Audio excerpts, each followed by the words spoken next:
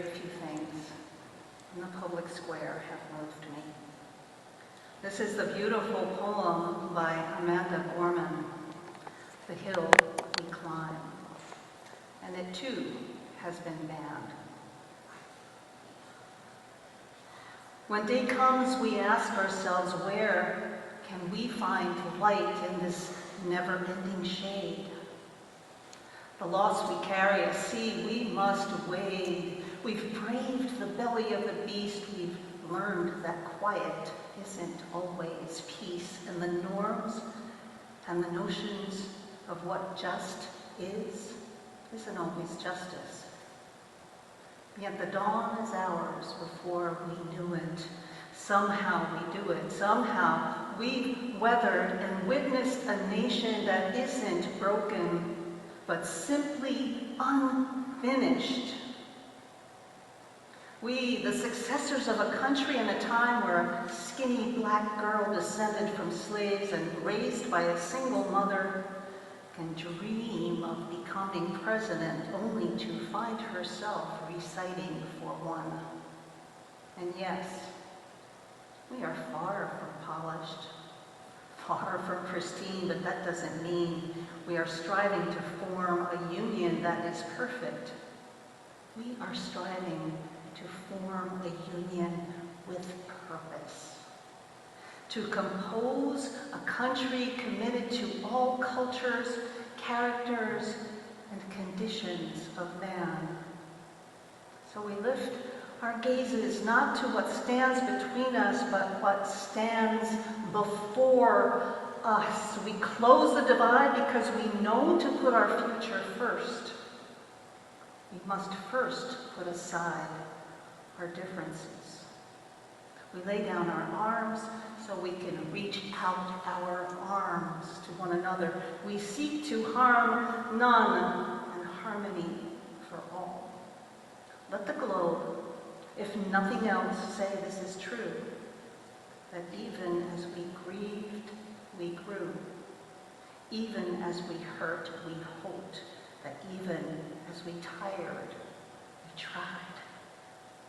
That we'll forever be tied together victorious, not because we will never again know defeat, but because we will never again sow division.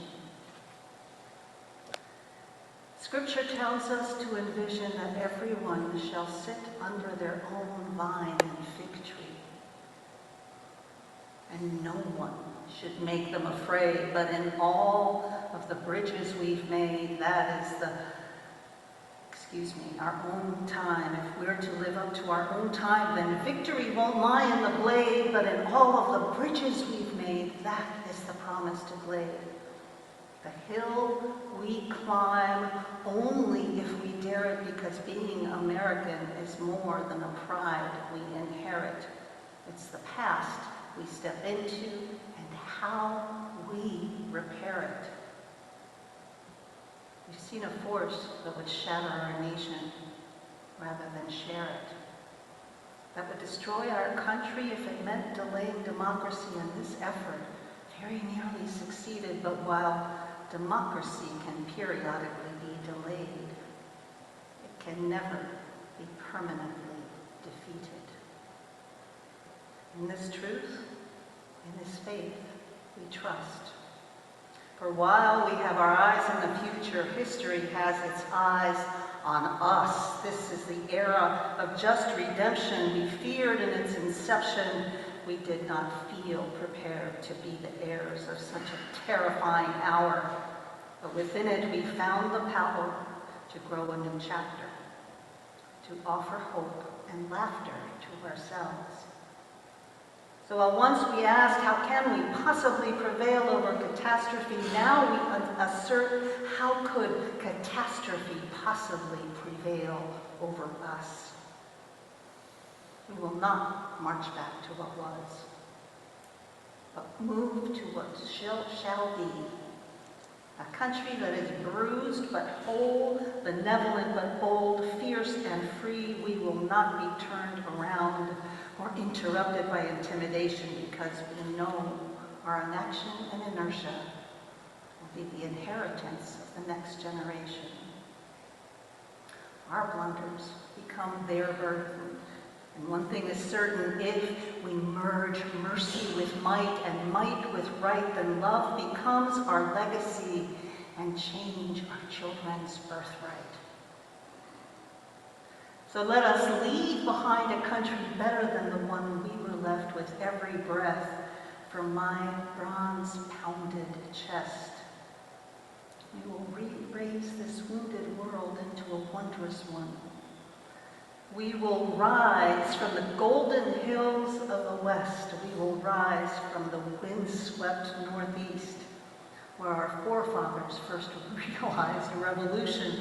We will rise from the lake-rimmed cities of the Midwestern states. We will rise from the sun-baked South. We will rebuild, reconcile, and recover. In every known nook of our nation, in every corner called our country, our people, diverse and beautiful, will emerge battered and beautiful. When the day comes, we step out of the shade of flame, and unafraid, a new dawn blooms as we free it. For there is always light, if only we're brave enough to see it. If only we're brave enough to be it.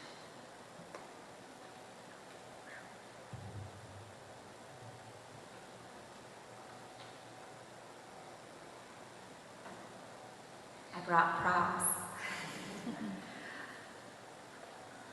I am a school librarian. I have been a librarian for 20 years, and every year I teach about censorship to every 7th grade English language arts class in my school. I've been there for 15 years. Obviously this year I had to modify my presentation significantly to account for the huge increase in challenged and banned books across the country. Most years, there are around 200 unique titles challenged or banned. In 2022, that number rose to over 2,500. And so far in 2023, from January to August, there were 3,923 unique titles challenged and banned across the country. In my library, I always create a display of books that are challenged and banned in other places, but in our library. And this year's display is overflowing with books that my students have read independently, in book groups, and for summer reading. I have librarian friends across the country who've been called groomers and perverts and been attacked both online and in person for doing their job.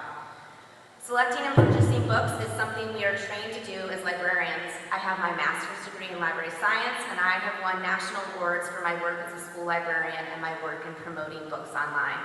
I currently serve on the Newbery Awards Committee for 2023, one of my lifelong career goals, and I have the honor of helping to choose the very best children's books of the year this coming January, along with my fellow committee members.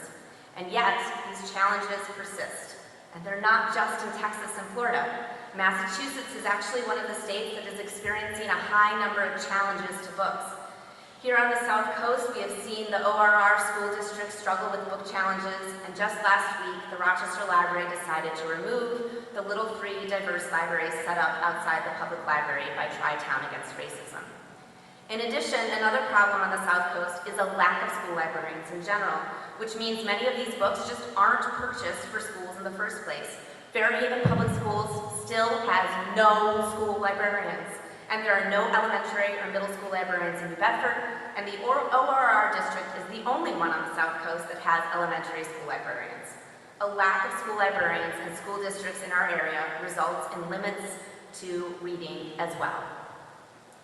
This past week, I had my own brush with intolerance in my school library. My assistant principal informed me that a parent called the school complaining that my library contains books about gender that don't belong in a middle school library, in her opinion.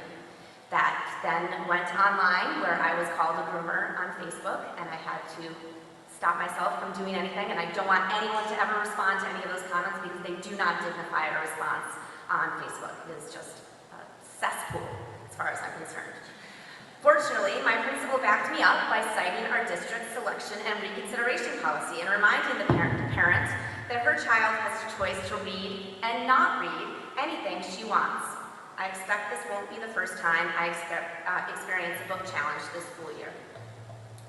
The books that are being challenged are, of course, overwhelmingly books about marginalized groups, books that celebrate and affirm LGBTQ identities, books that acknowledge racism both past and present, and books that share a message of inclusivity and belonging for all. I'm going to share with you 3 books that are currently challenged around the country that are very popular in my school library. I had these books on display in my library on Friday in preparation for this coming week, and my library assistants and Lunch Munch students were shocked to see that these books are challenged. Wish Tree is a lovely book by Catherine Applegate. It's for grades 3 and up. The protagonist is an oak tree named Red who sees an opportunity to welcome a new immigrant family and help bring the community together. It's a beautifully written and deeply hopeful book about the human capacity for love and acceptance. Given the current issues around immigration in this country and in this community, this is an important book to help us have a conversation about acceptance and love. Blended by Sharon Draper is about a young girl named Isabella who feels caught between 2 worlds. She is a biracial black girl whose white mother and black father are divorced. They have joint custody, and every Sunday she is traded from one household to the other outside the Apple store in the mall. Isabella struggles with her biracial identity, but also with the fact that there are racial incidents in her school. King and the Dragonflies is by Payson Callender, who is a black transgender author. This book is the 2020 winner of the National Book Award for Young People. It's a moving story about a young boy who is grieving the loss of his older brother and struggling with his own sexual identity and internalized homophobia. These 3 books are challenged and banned because some parents believe their children cannot handle the conversations these books bring up. I'm proud to share that these 3 books are all in our middle school curriculum as choice books for our ELA classes. Again, choice.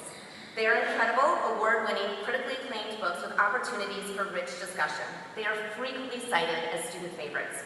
One of my students expressed surprise and outrage when her very favorite book, Blended, was banned in other schools. She wanted to know why.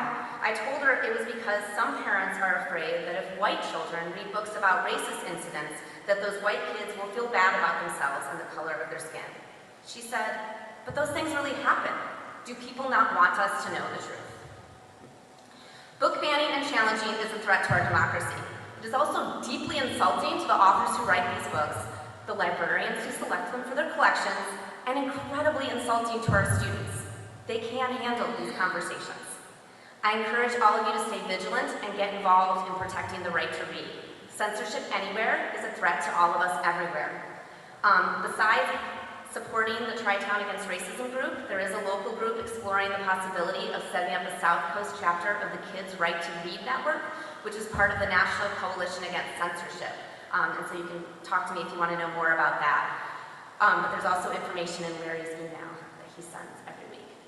And please pay attention to book challenges in each of your communities. Don't get involved in the Facebook debates, but if it comes to the school committee, I would love it if more people would stand up for these books and the students and the communities they represent. And this week, if you're so moved, please write a love letter to your public librarians or the school librarians in your community and tell them how much you appreciate all that they do in their jobs, because the librarians across the country are being attacked and they could really use your support. Thank you.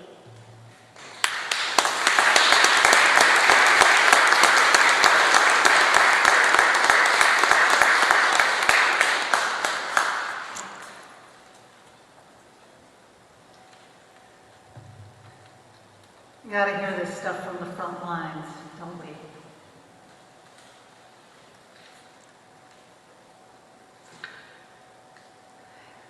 Sometimes they call him the first Unitarian. His name was Michael Servetus, and he was known as Miguel Servet in his native Spain, where he was born in the late 15th century. He was one of these human beings who had the capacity to learn just tremendous amounts in all kinds of different fields. He was a talented physician, he was a philosopher, he was a theologian, he spoke many languages. I mean, he was in fact the person who discovered how pulmonary function works throughout the human body. After studying the holy writings in in the original languages. You see, he had grown up in Spain in a time when Muslims, Christians, and Jews lived together and had lived together in harmony for many centuries. Of course, by 1492, the Catholic kings, Fernando and Isabel, had reconquered and expelled all of the Muslims from the peninsula and had instituted the Inquisition to either force Jews to convert or to be executed. But Cervantes nonetheless had a grounding in knowledge from these three incredibly rich cultures. And he learned from his studies of reading these texts in the native languages that there was no textual reason to believe that Jesus was divine, that Jesus was God. So he wrote detailed essays explaining his findings, and he wanted to engage the great, I use that word advisedly, the great leaders of the Protestant Reformation, particularly John Calvin, who ruled in Geneva. He wanted to engage them in dialogue because, after all, how do we learn, right? How do we advance our ideas? How do we grow? We do that by engaging in dialogue. Calvin was not amused, and Cervantes began to receive death threats. Be that as it may, he eventually, knowing full well that he might not come back alive, he went to Geneva and tried to engage Calvin directly. And John Calvin, whose core belief was in the utter depravity of human beings, convened his council of advisors, and they condemned Michael Cervantes to be burned at the stake. He asked for a quicker death, and they refused to do that. And as the story goes, in the year 1533, when he went to his execution, they piled at the bottom of the stake, they piled all of his books. And they set fire to the books in order to make the flames grow that would take his life. The banning of books, the destruction of knowledge, the refusal to look at any new ways of finding truth is not about the books themselves. It's about power. It's about maintaining power, growing power, developing power. I want to read to you the lines that caused Amanda Gorman's poem to be banned. The complaint was filed in Miami Lakes, Florida, by a woman named Daly Salinas, whose two children attend what I believe is a charter school, but I'm not sure, the Bob Matthews School. And the Florida Freedom to Read group got a copy of the paperwork she filled out to make this complaint, so we know what was actually said. This complaint was filed last spring. And in the complaint, she was asked, have you read the entire, Amanda Gorman's poem was published along with an introduction by Oprah Winfrey. Maybe some of you have read it or seen it. But she was asked if she had read the whole book, and she wrote yes. She was asked if she knew who wrote the book, and she said Oprah Winfrey. She was asked what she wanted to do with the book, and this form gives you three choices. You can put it in a place where only older students get to see it, right? You can put it in kind of a space that's inaccessible where you have to ask for it, or you can, quote, remove it entirely from the environment, and that's what she chose. She wrote in her complaint that this book was written to cause confusion for students, that it was not educational, and that it had hidden messages of hate. These were the lines that the complaint felt promoted hate. We've braved the belly of the beast.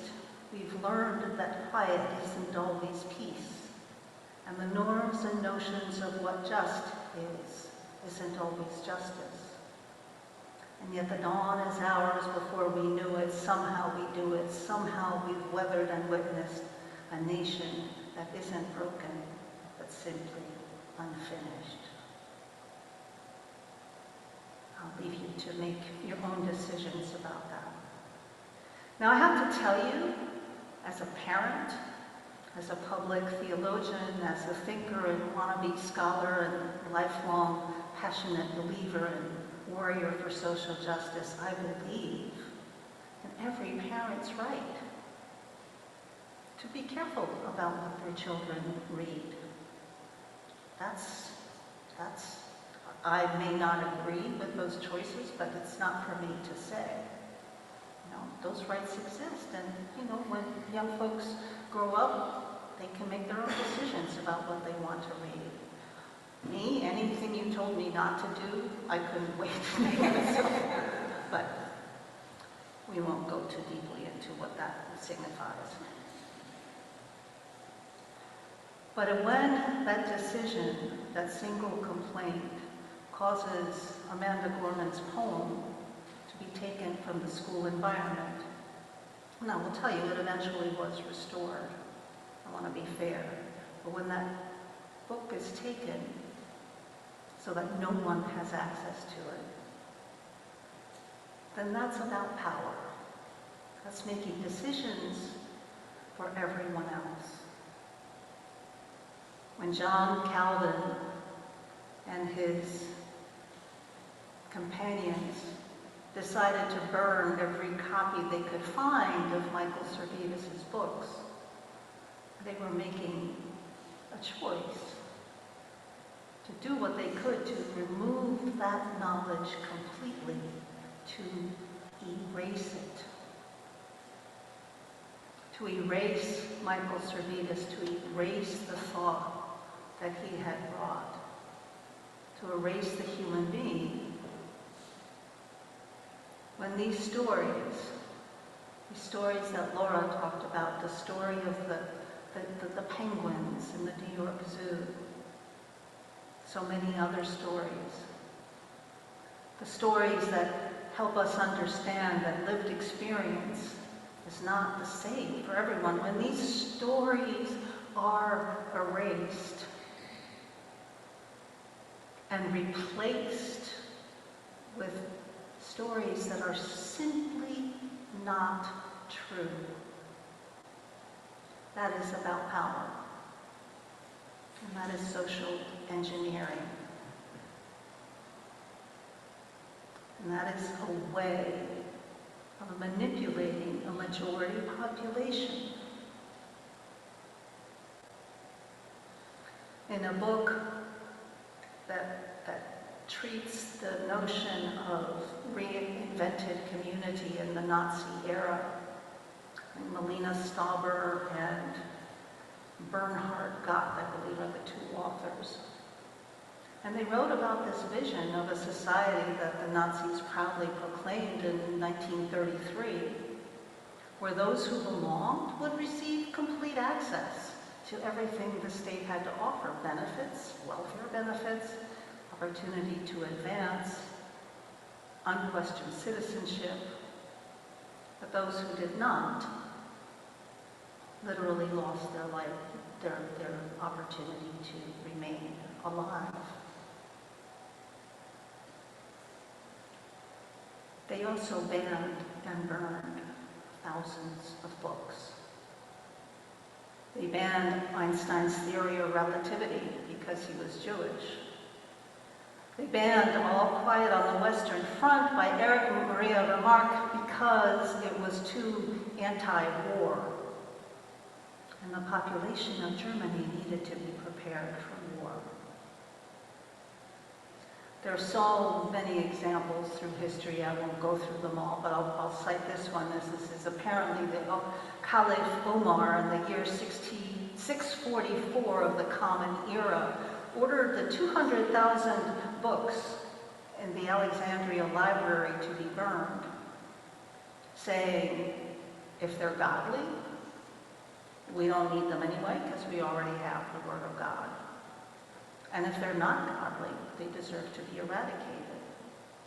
And he used those books as fuel for the fires of the people in his nation. For us, as Unitarian Universalists and heirs of Michael Servetus, all that this represents, the erasure of stories, the erasures of realities, of the lived realities that so many of us have fought so hard to bring to light for so many years, are now being replaced by stories of how the practice, the abhorrent practice of chattel slavery, actually benefited people who were enslaved.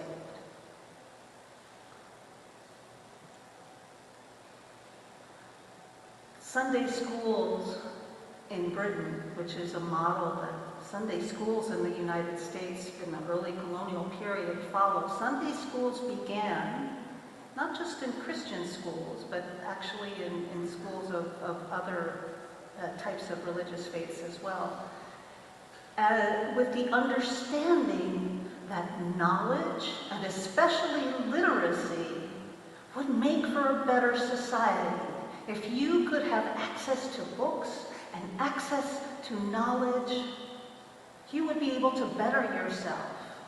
You would be more equipped to rise above if perhaps you had been born into poverty or into other situations where you didn't have much opportunity.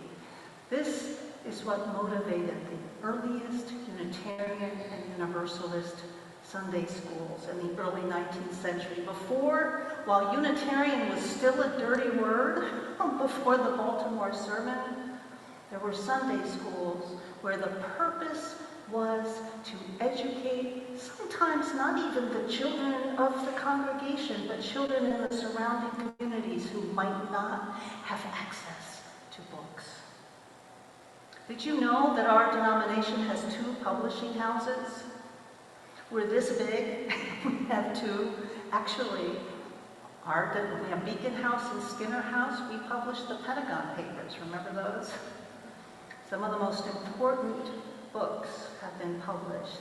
Books about true freedom, books about democracy have been published by Unitarian Universalist publishing houses. Everything about who we are, everything about who we are is about the search for truth and not being afraid to follow wherever that leads us.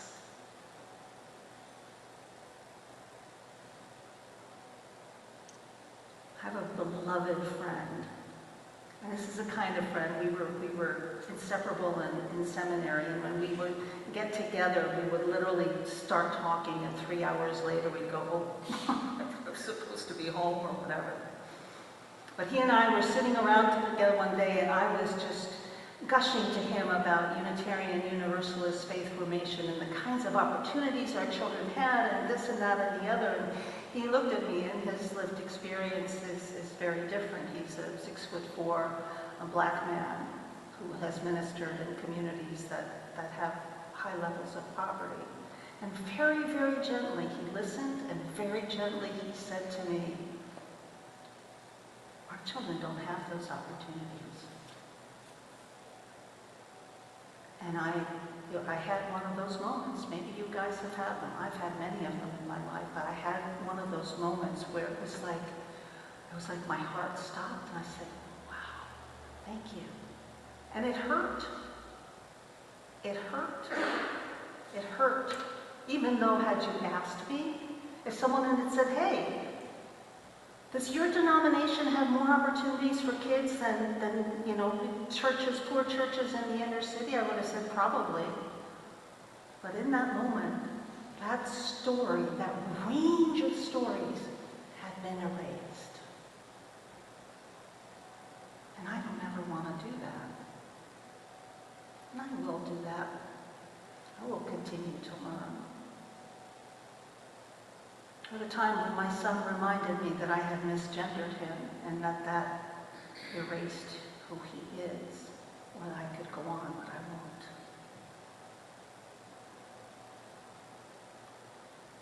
We are not just the love people, we're also the truth people. And as Laura encouraged you so eloquently to not only pay attention, but to take those opportunities to stand up, to speak out against these things, to realize that there are other stories and other people who can't just easily go online and find any copy of any man book they want to be able to read. And remember, if you will, how it's actually true that people in our faith have died, have given their lives for us to know that this kind of courage exists. Amen, and beloveds, Ashe, and blessed be. Will you rise in body or spirit, and let's